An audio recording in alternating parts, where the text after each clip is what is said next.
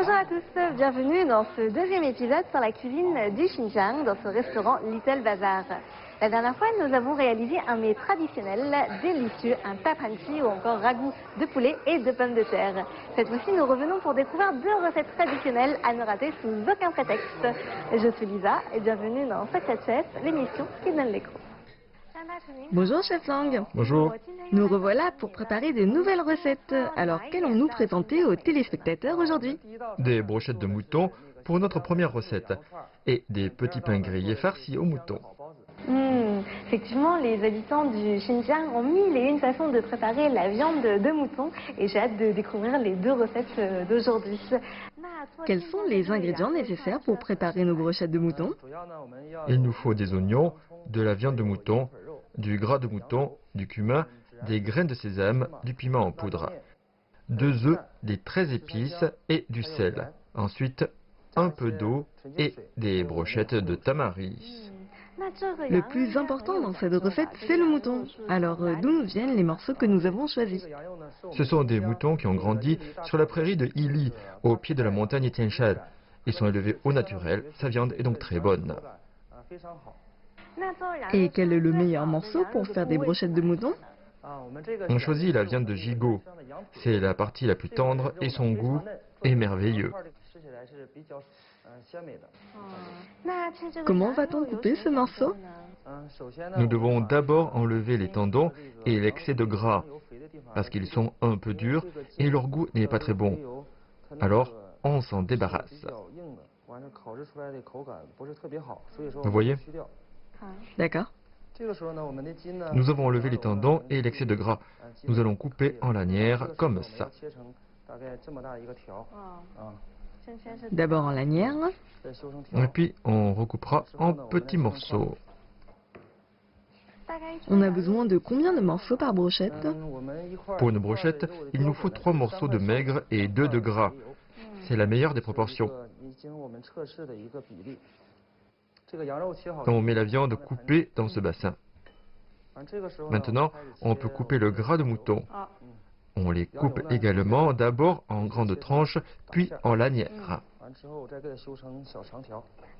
Ça ne va pas être trop gras en bouche? Ce sont de très grands morceaux de gras. Quand le gras de mouton est bien cuit, il est tendre à l'intérieur et croustillant à l'extérieur. Le surplus de gras disparaît avec la cuisson. Si vous n'aimez pas manger le gras, vous pouvez choisir une viande un peu plus grasse. Comme ça, pas besoin d'ajouter du gras de mouton. Bien, le gras est coupé. On le place dans ce même bassin. À ce stade, nous pouvons couper et mariner les autres ingrédients. On a choisi des oignons blancs, mais il y a également des oignons rouges et jaunes. On peut utiliser n'importe quelle variété.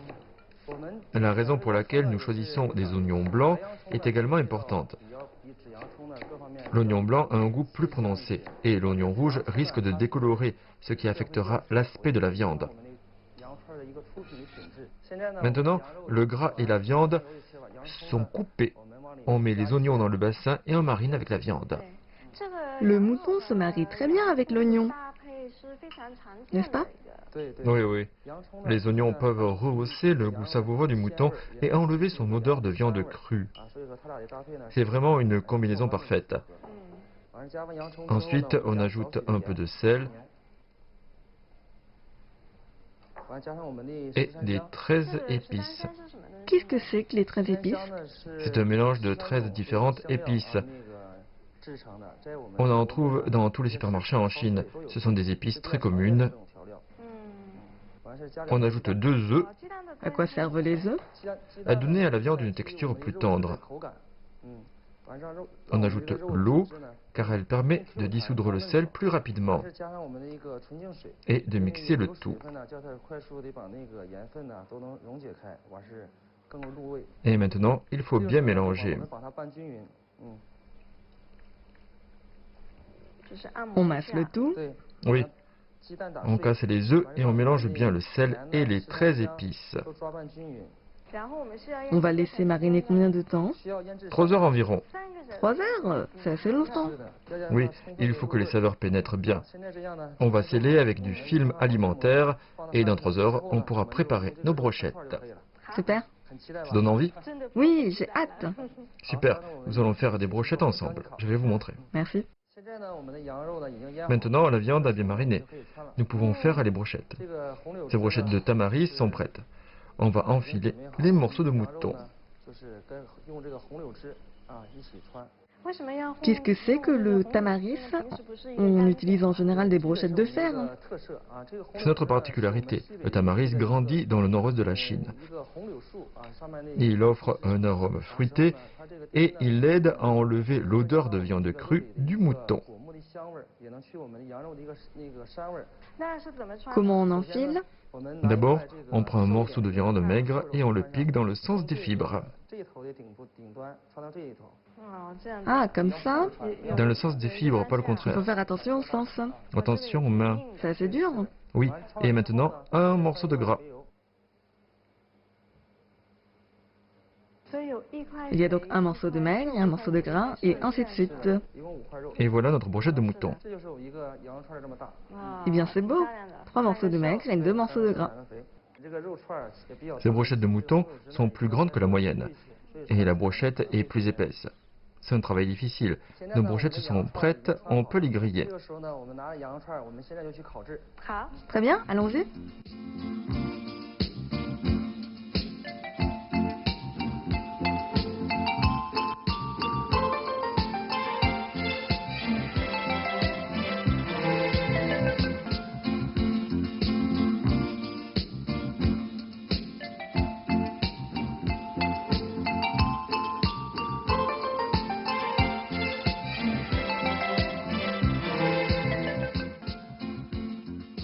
Maintenant, nous allons préparer la seconde recette.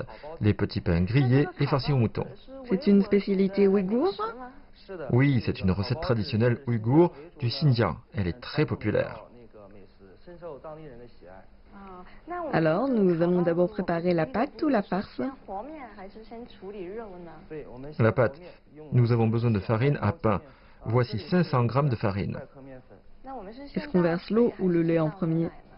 D'abord du sel et du sucre. Un peu de sel, À quoi sert le sucre? à rendre la pâte plus molle et meilleure au goût. Ensuite, on ajoute le lait. C'est pour sa couleur et son parfum. Quelle quantité de lait? Environ 5 centilitres. Maintenant, nous ajoutons de l'eau, environ 17 centilitres d'eau. Plus d'eau que de lait.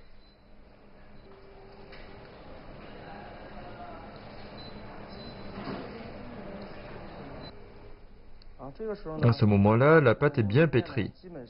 On peut la laisser reposer environ 30 minutes.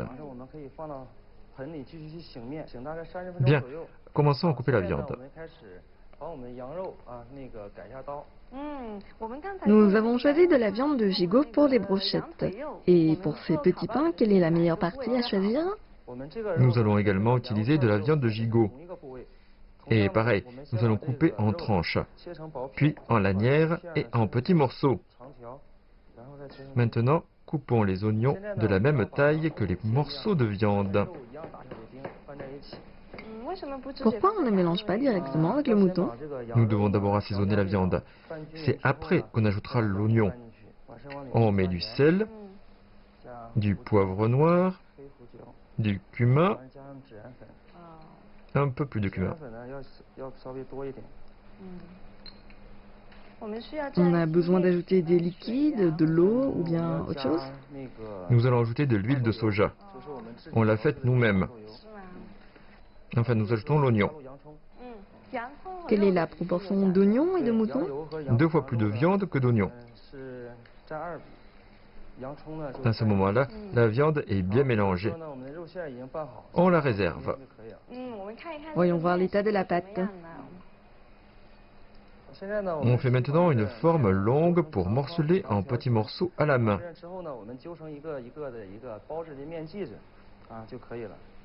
Chaque morceau pèse 55 grammes. On aplatit une portion, on l'étale avec le rouleau. L'enveloppe a un diamètre de 20 cm et une épaisseur de 1 mm. C'est une taille standard.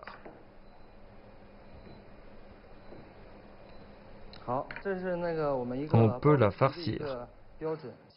On fait ça ensemble? D'accord? Avec plaisir, j'en prends une. On met la farce au milieu de la pâte. On en met beaucoup. 75 grammes de farce par pain. Merci. On aplatit un peu la farce. On peut commencer à former le pain. Le premier geste, on rabat. Le deuxième geste, on rabat ici. Le troisième, on pousse ce côté. Ensuite, on plie. Enfin, on referme le pain avec ce côté. Cette forme est originale. C'est l'une des caractéristiques de nos petits pains. Nous faisons des pentagones. Le dernier côté doit être humidifié avec de l'eau pour le fixer. Sinon, le jus coulera lors de la cuisson. Je vois. Et voilà, nos petits pains sont prêts à la cuisson. Une fois bien enveloppés, on les dépose sur une plaque. On brosse d'un peu de jaune d'œuf.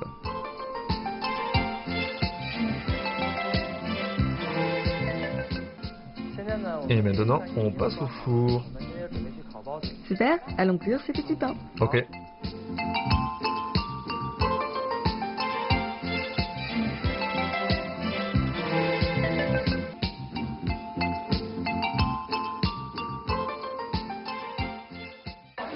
Et voilà le moment tant attendu de la dégustation. Nous allons tout de suite goûter ces merveilleuses brochettes de mouton. Donc il y a des morceaux de viande maigre et des morceaux de gras. Donc goûtons ce que ça donne, je vais directement manger. Hein.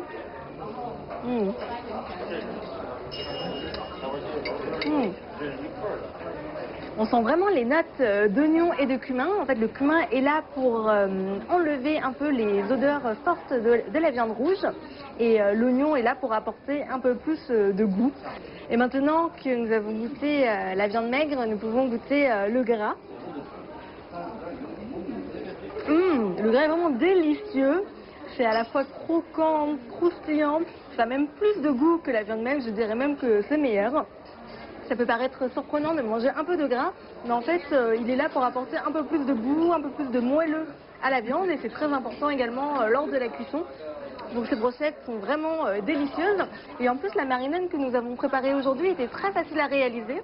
Donc vous pouvez essayer par exemple cette recette au barbecue pendant l'été avec des amis ou en famille, ça peut être pas mal. Regardez-moi ces petits pains farcis et grillés à la viande de mouton. Le plus difficile, c'est d'attendre que ça refroidisse un peu, sinon on risque de se brûler. Regardez-moi ça, c'est magnifique, c'est vraiment un côté doré. Allons voir ce que ça donne au niveau du goût.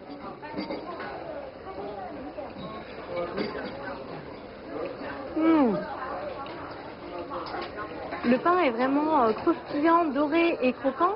Ça me rappelle un peu le pain des sandwichs grecs, vous savez, qui est un peu également doré et puis un peu croustillant à l'extérieur, mais tout en restant un peu moelleux à l'intérieur. À chaque bouchée, en fait, on ressent les arômes du blé et de la viande de mouton. C'est un parfait mariage, les deux se marient extrêmement bien. La viande est tendre, elle a du goût, on sent un peu les arômes de poivre. Et en fait, le gras du mouton a un peu fondu, ce qui donne un peu de jus dans ce petit pain. C'est vraiment délicieux et ça ne m'étonne pas que cette recette soit si connue dans la région du Xinjiang et dans le reste de la Chine. Donc voilà, j'espère que les deux recettes que nous avons réalisées aujourd'hui vous ont plu et qu'elles vous ont fait un peu voyager. Et quant à moi, je vous dis à très bientôt dans Pocket Chef.